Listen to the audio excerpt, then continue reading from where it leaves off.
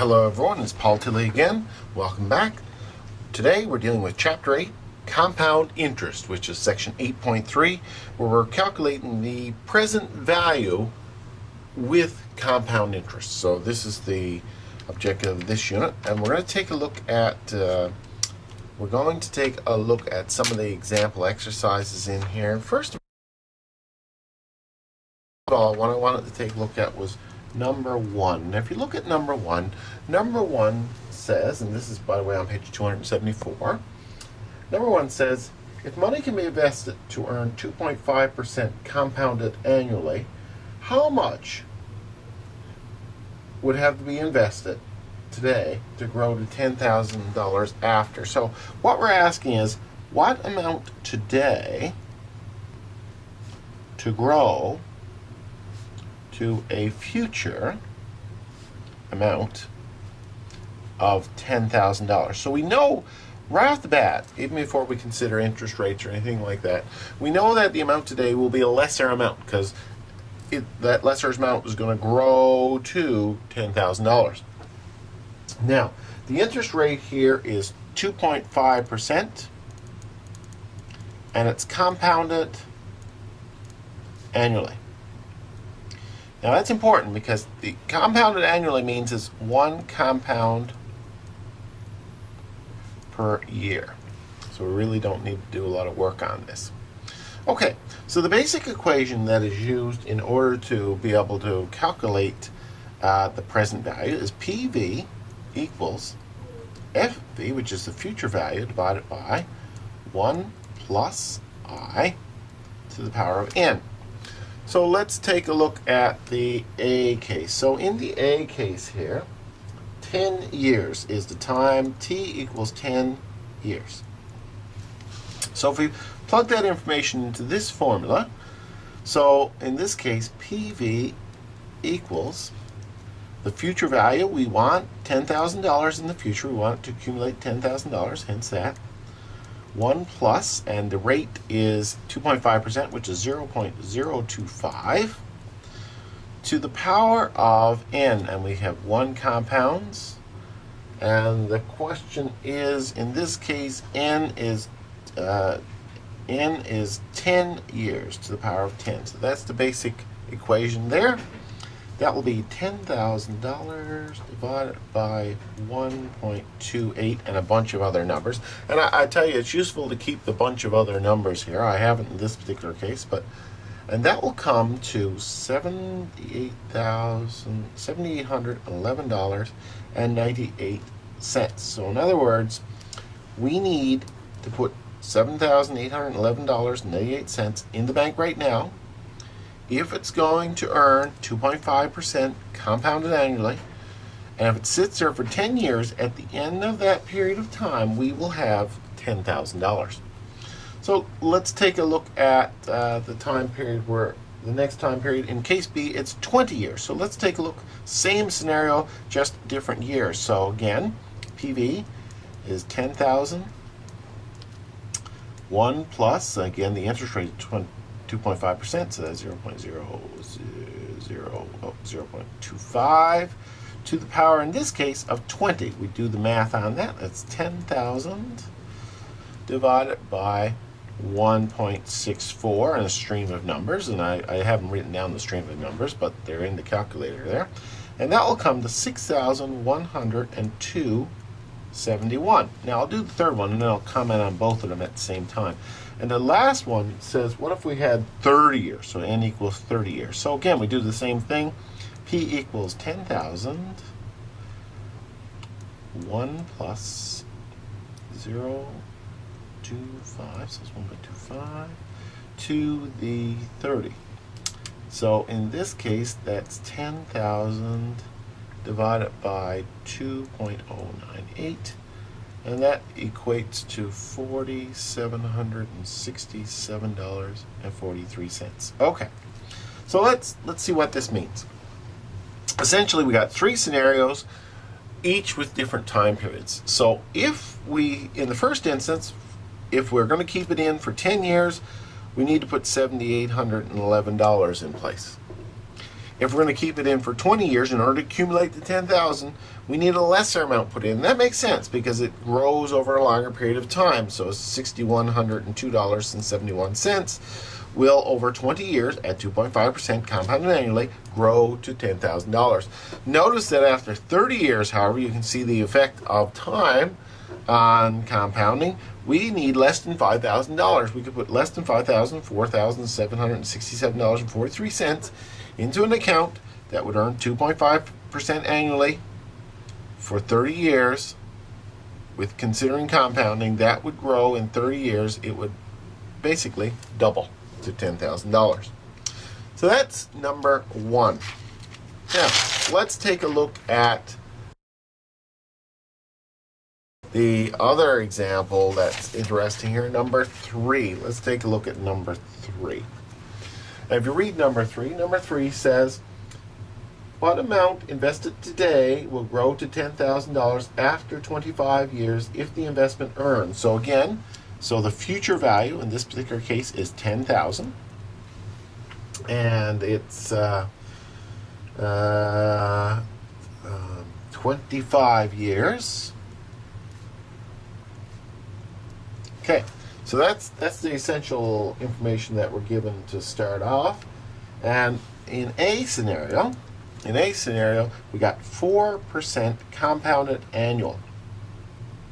Now that just means that in this particular case, that n, the number of compounds annually, is 25.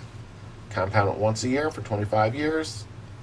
And the I, in this case, seeing as compounded annually, that 4% represents an annual 0.04.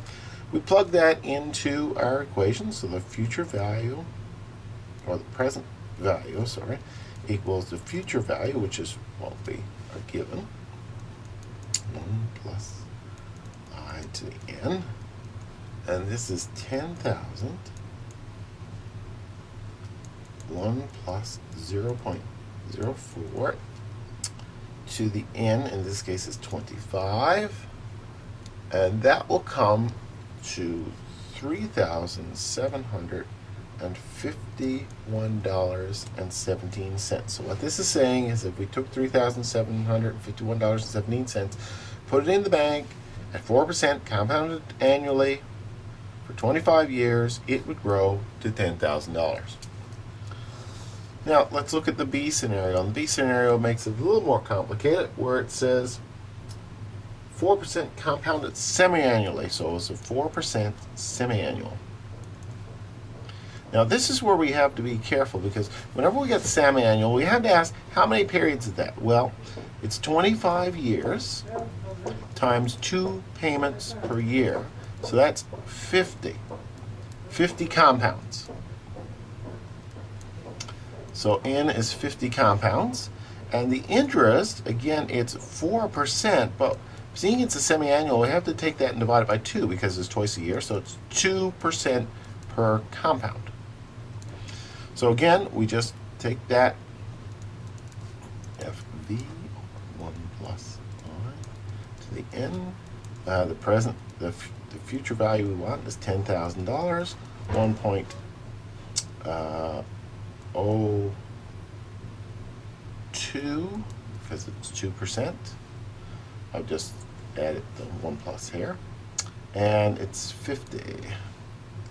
We do the math on that, and that will come to $3,715.28. So essentially what this is saying is if we put $3,715.28 in the bank, earning 4% compounded semi-annually for 25 years, which is equivalent to 50 compounds 2 times a year, then we would only need $3,715. Notice a lesser amount of money is required with the annual versus the semi-annual, because semi-annual means the compounding has happened more often, twice a year. So it would give us a higher amount of interest, which means that our initial or our present value will be less. Let's take a look at C. C says 4% compounded quarterly. And if we look at quarterly, Well, N is 25 years times 4 payments a year. Quarterly means 4 payments a year, so that's 100. So N is 100, and conversely, we do the same thing with the 4% rate of interest. It's annual, divided by 4 because there are 4 periods here. That's 1% per compound.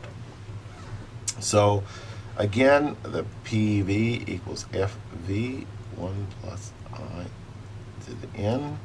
That's $10,000, 1.01% to 100.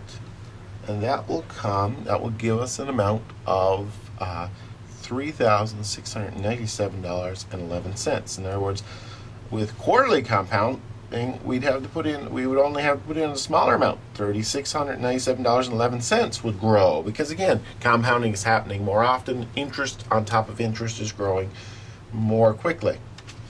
And I'll just move over and look at D here. And D says 4% compounded monthly.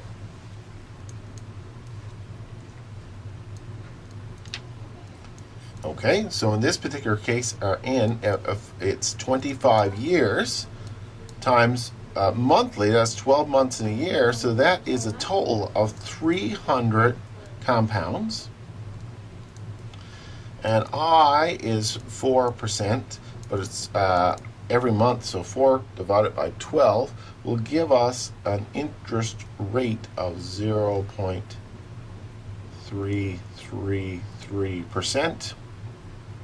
Okay, which is the equivalent, if we turn that to a decimal, that's 0.0033. We plug that into P equals FV, 1 plus I to the N, and that's 10,000. 1 plus the I, in this case the I is 0.0033 to the 300. So we do the math on that, and you will find that the present value on that is $3,684.92, a lesser amount again, because again we have more compounding. The compounds happen once every month, so interest builds on top of interest much more quickly.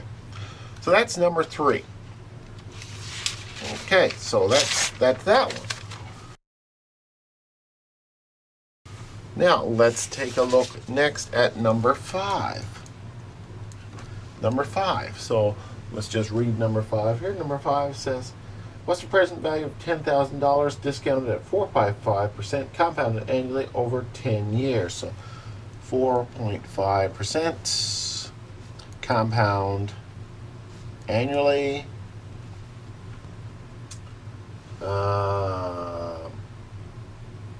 It's $10,000.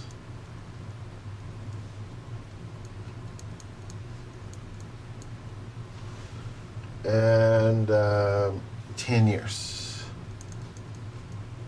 So, seeing it's compounded annually, the number of periods equal 10 as well, because it compounds per period. So what we'll do is we'll just do this formula again. PV equals FV, 1 plus I to the N. Future value in this case is 10,000. 1 plus 0.045 to the power of 10. Again, 4.5% is 0.045. We convert it to a decimal, so 1 plus the interest.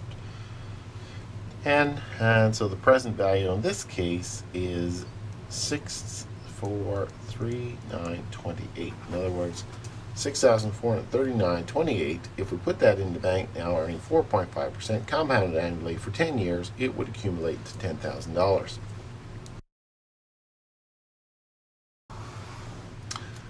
Let's take a look next at number 7. Number 7 is a little more complicated again. Number 7 says, the maturity value of investment after 42 months is 9,704.61. So this 9701 is there. So what was the original investment? So what was the original investment? The original investment is the present value in that case. 3.5% compounded semi-annually. Okay, so there's the basic bits of information. So our future value is 9704.61. Our in this particular case, our interest is 3.5% annually, but the payments are semi-annual, so we got to divide it by 2 because and that will give us the interest rate per payment. So that's 1.75%. Okay, so that would give us the I value, and that equates to 0.0175. And the other one, N, well, in this particular case, we are looking at 42 months. So what we have to do is we got to convert 42 months to years. So let's take 42 months divided by 12 equals 3.5 years. Okay?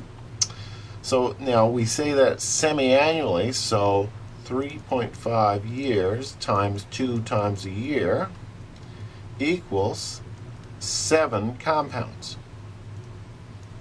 So there's N as the 7 compounds. So it takes a bit of fooling around with this one, but something you must understand is that we need to be able to convert it to years.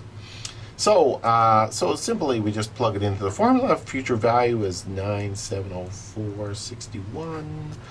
That's 1 plus 0.0175, and to the N is 7.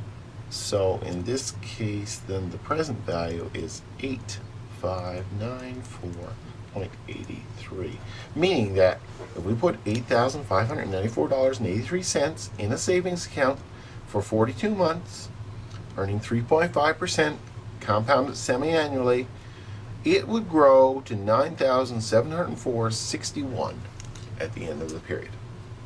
And that's how you do that one. So those are some simple examples for you to look at, and they give you the basics of what needs to be done. So carry on with the other examples, and you should have enough information now to be able to build on and do the other ones. If you have any questions, please don't hesitate to let me know. Thanks for watching.